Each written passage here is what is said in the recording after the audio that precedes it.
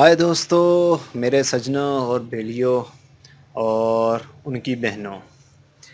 उम्मीद करता हूँ कि आपको मेरा ये किचन गार्डनिंग का चैनल बहुत अच्छा लगता होगा और आपके कमेंट्स से ही मुझे अंदाज़ा होता है कि आप बहुत मुझे लाइक कर रहे हैं। आई मीन कि मेरी वीडियोस को लाइक कर रहे हैं। तो इसलिए मैं भी दिल से वीडियो बनाता रहता हूँ आपकी फरमाइश के मुताबिक।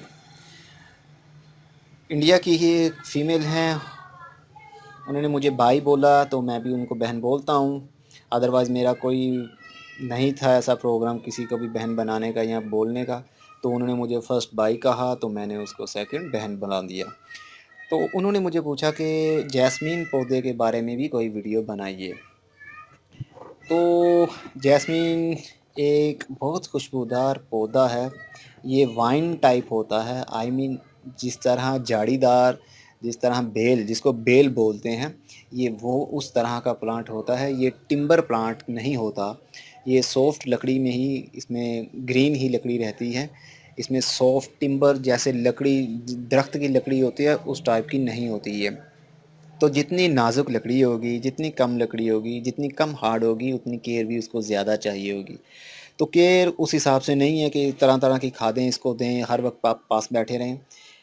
केयर से मुराद ये होता है कि कम पानी देना और धूप में रखना या छाँव में रखना या रीपोटिंग करना। ये ये इनकी केयर की एक फ़र्स्ट जो स्टेप होता है। तो सबसे पहले बात करता हूँ इसके फूलों के बारे में। इसके फूल बहुत खुशबूदार होते हैं। तो फूल तो खुशबूदार हैं ही, और पत्ते भी इसके शाइनली होते हैं, बड़े-बड़े पत्ते बन जाते हैं, इसके ग्रीन कलर के पत्ते होते हैं। ये प्लांट भी आउटडोर है, ना कि इंडोर। मैं हर वीडियो में बताता हूँ, जो भी इस टाइप की वीडियो मैं बनाता हूँ प्लांट के बारे में, तो उसमें बता देता हूँ कि ये इंडोर है या आउटडोर है। क्योंकि अक्सर हमें नहीं पता चलता नर्सरी में जब जाते हैं पौधा लेने के लिए, तो नर्सरी वाले से भी अगर पूछते हैं कि ये आउटडोर है या इंडोर, तो वो कह देगा जी इंडोर है। या आपसे पूछेगा आपको कौन सा चाहिए, ये वाला आपको पसंद है। तो अगर आप कहते हैं हाँ जी ये मैंने जैस्मिन का पौधा लेना, तो वो कह देगा हाँ जी इंडोर भी रह लेगा ले। लेकिन ये इंडोर प्लांट नहीं रह सकता, क्योंकि उसकी रीज़न ये है, क्योंकि ये फूलों वाला पौधा है। जो भी फ्लावरिंग वाले प्लांट्स हैं वो इंडोर नहीं रह सकते। इंडोर इस तरह रह सकते हैं कि अगर आपके घर में सूरज की रोशनी आती है। इन प्लांट को फुल टाइम सूरज की रोशनी की ज़रूरत होती है, 10 से 12 घंटे के लिए। अगर 10 से 12 घंटे नहीं, तो कम से कम 4 से 5 घंटे इसको डायरेक्ट सनलाइट की ज़रूरत पड़ती है, क्योंकि ये फूल देने वाले पौधे हैं।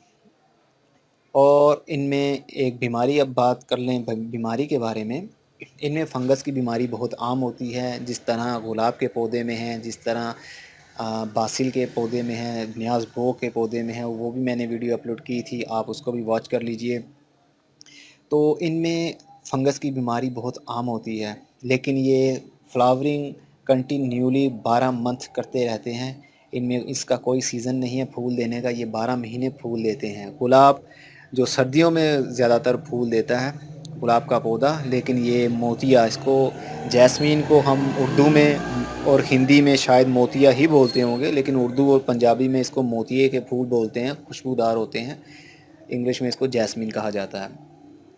तो इसमें फंगस की बीमारी बहुत होती है। ये पत्ते आप चेक कीजिए, इसके नीचे वाइट स्पॉट जो नज़र आ रहे हैं आपको, वो फंगस स्टार्ट होने की निशानी है। जब ये फंगस अपने जो जड़ है, जो अपने पाँव हैं, वो फैला लेगा इनके ऊपर, तो ये येलो होना शुरू हो जाएंगे पत्ते। वाइट स्पॉट से येलो स्पॉट बनना शुरू हो जाएंगे, तो वो पत्ते सूखना शुरू हो जाएंगे येलो होते होते। ये आप पत्ते चेक कीजिए, ये इनको फंगस की ही बीमारी लगी हुई है, जो पूरी तरह से खिले नहीं हुए, कहीं से स्टेबल हैं और कहीं से मुरझा रहे हैं। ये ड्राई होना शुरू हो रहे हैं, इनको फंगस की बीमारी है। और फंगस की बीमारी क्यों लगती है, ये एक अहम सवाल है। फंगस की बीमारी असल में ज़्यादा पानी देने की वजह से और ज़्यादा ठंड की वजह से लगती है, क्योंकि सर्दी के मौसम में पौधे को इतने पानी की ज़रूरत नहीं होती। कोई भी फूलदार आप पौधा ले लीजिए, उसको पानी की ज़्यादा ज़रूरत नहीं होती। अगर कोई और फूलों के बगैर पौधा है, वो तो स्टेबल रह सकता है पानी देने के साथ भी, लेकिन जो फूलों वाले पौधे होते हैं उनको बहुत कम पानी की ज़रूरत होती है। اور سردیوں میں ویسے ہی دھوپ کم نکلتی ہے، سورج ہڈن رہتا ہے بادلوں کے پیچھے، ویزیبل نہیں ہوتا، تو سورج کی کرنیں نہیں پڑ پاتی مٹی کے اوپر، تو اس لیے وہ مٹی بھی نم رہتی ہے، گیلی رہتی ہے۔ تو گیلی مٹی پر بھی اکثر ہم پانی ڈیلی بیس پر دے دیتے ہیں، جس کی وجہ سے فنگس کی بیماری زیادہ بڑھنے کا چانس ہوتا ہے۔ تو جب فنگس لگ جاتا ہے، وہ مٹی میں فنگس پیدا ہوتا ہے۔ فنگس اصل میں کوئی نظر آنے والا کیڑا نہیں ہے، کوئی بگز نہیں ہے ایسا، کوئی انسیکٹ نہیں ہے ایسا۔ وہ فنگس ایک بیماری ہی ایسی ہے، جڑوں میں لگتی ہے، جس طرح زنگ میں کہہ لوں تو وہ بھی مانا جائے گا، جس طرح کاربن ہے، کاربن بھی مانا جائے گا، جس طرح آپ کے جیولری پر جو زنگ چڑھ جاتا ہے، جو کاربن آ جاتا ہے، اسی ٹائپ میں جو پودوں میں اگر آئے ہم تو ان میں زنگ نہیں ہوتا، ان میں فنگس کی ایک بیماری ہوتی ہے۔ آپ کو میں نے دونوں میں ذرا بتا دیا کہ یہ اس ٹائپ کی بیماری لگتی ہے۔ تو فنگس کی بیماری جو جڑوں میں پیدا ہوتی ہے، جڑوں سے ہوتے ہوتے مین ٹرنک جو ہوتا ہے، جو تنا ہوتا ہے پودے کا، اس کے اندر آتی ہیں، پھر برانچز کے اندر آتی ہیں، پھر پتوں میں بھی گھس جاتی ہیں۔ تو اس سے پودے کی جڑیں، روٹس جو ہیں وہ برن ہونا شروع ہو جائیں گی، بلیک ہونا شروع ہو جائیں گی، تو پودا مرجھانا شروع ہو جائے گا، تو وہ بڑھے گا نہیں۔ تو سٹارٹ میں میرے ساتھ بھی ایسا ہوتا تھا، مجھے بھی نہیں پتہ چلتا تھا، تو میں بھی پانی زیادہ دے دیتا تھا، اور سردی کے موسم میں میں نے اندر رکھا ہوتا تھا، دھوپ کم لگتی تھی، فلاورنگ بھی نہیں ہوتی تھی۔ تو لیکن جب مجھے پتہ چلا تو پھر ایسا میں نے ایک پودا لگایا تھا اس کا، تو اتنا بڑھ گیا کہ ڈیلی کا وہ کم از کم 100 سے 150 کلی اتارتا تھا، پھول اتارتا تھا میں۔ اور اگر آپ کو یقین نہ ہو تو میرا جو چینل کا مین پیج ہے وہ آپ اوپن کیجئے، اور اس کے اوپر میری بیٹی کی تصویر بھی ہے، ساتھ میں پکچر لگی ہوئی ہے، اور ساتھ میں موتیے کا ایک پودا ہے، جو بھی پکچر میں نے پورا نہیں کیا، ویزیبل ہے، انویزیبل ہے۔ وہ پورا اگر کرتا تو وہ کافی اب تک تھا، اب سائز پر تھا، وہ 12 فٹ سے اوپر تک چلا گیا تھا، تو ڈیلی بیس پر بہت زیادہ پھول لگتے تھے۔ تو میں نے تنگ آ کر اس کو اکھاڑ ہی دیا، کیونکہ مجھ سے سنبھالنا مشکل ہو گیا تھا۔ انسیکٹ بھی جہاں ظاہر ہے، جو پودا زیادہ بڑھے گا تو انسیکٹ جو مکڑیاں ہوتی ہیں وہ بھی پیدا ہوں گی، اور ان کو اسپرے کی ضرورت بھی ہوگی، ڈیلی بیس پر ہم پانی سے اس کو پتوں کو واش بھی کریں گے تاکہ فنگس کی بیماری نہ لگ جائے اس کو۔ تو میں پانی کم دیتا تھا، مین ریزن میں پانی کم دیتا تھا، جس کی وجہ سے ان کی جو بڑھوتی ہے وہ بڑھنا شروع ہو گئی۔ پانی زیادہ نہ دینے کی وجہ سے یہی بڑا پودا تو مجھ سے قابو نہیں آیا، تو میں نے کاٹ دیا اس کو۔ تو یہ خیالی باتیں نہیں ہیں، یہ کوئی خیالی پلاؤ نہیں میں پکا رہا، میں نے جو کیا ہے پریکٹیکلی میں اس کا ہی بتا رہا ہوں آپ کو۔ تو آپ بھی اپنے گھر میں یہ جیسمین کا پودا، موتیے کا پودا آپ لے آئیے، اور اس کو آپ رکھیے، چاہے چھوٹے پوٹ میں ہو، اس کی کوئی لیمٹ نہیں ہے کہ آپ نے بہت بڑے پوٹ میں یا زمین کے اندر یہ اگائیں گے تو یہ بڑھے گا، لمبا ہوگا، ایسا کچھ نہیں ہوتا۔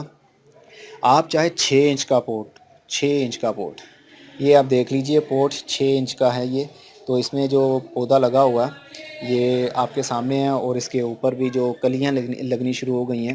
جیسمین کا پودا ایسا ہوتا ہے کہ یہ چھوٹے سائز میں بھی فلاورنگ پر آ جاتا ہے، فلاورنگ دینا شروع کر دیتا ہے، تو جب بڑھے گا تو پھر کیا عالم ہوگا۔ بس اس کا یہ خیال رکھیے آپ کہ اس کو پانی کم دیا کریں، زیادہ پانی کی ضرورت اس کو نہیں ہوتی، پانی زیادہ دینے سے ہی فنگس کی بیماری پیدا ہوگی۔ تو یہ تو تھا۔ اب اس کے بارے میں اور بھی کافی ٹاپکس بن سکتے ہیں کہ اس کی آپ نے ری پوٹنگ کیسے کرنی ہے، اور کس قسم کی چلو مٹی کا میں بتا دیتا ہوں، اس کو چکنی مٹی میں بھی گرو کیا جا سکتا ہے، لیکن بالو مٹی ہر قسم کے پلانٹ کے لیے سٹیبل رہتی ہے، کیونکہ اس میں روٹس بہت ایزیلی پھیلتی ہیں۔ اگر آپ کے پاس بالو مٹی ہے تو اس میں گوبر کی گلی سڑی کھاد، جس کو اوجری کھاد بھی بولتے ہیں، ہمارے انڈیا میں بھی اور پاکستان میں بھی اس کو اوجری کھاد کے نام سے بھی جانا جاتا ہے، جس کو پنجابی میں اور اردو میں اکثر گوبر کے نام سے جانتے ہیں۔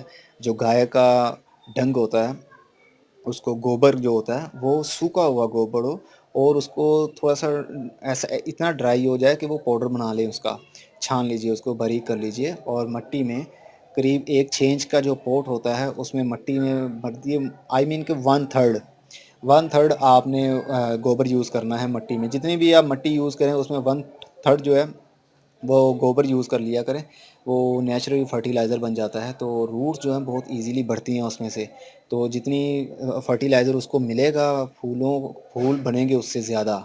جتنے بھی فلاورنگ والے یا ویجیٹیبل والے یا فروٹ والے پودے ہوتے ہیں، ان کو جتنی فرٹیلائزر زیادہ ملے گی تو وہ اتنی ہی فلاورنگ کریں گے اور فروٹس دیں گے اور ویجیٹیبلز بڑھیں گی بھی اس کی۔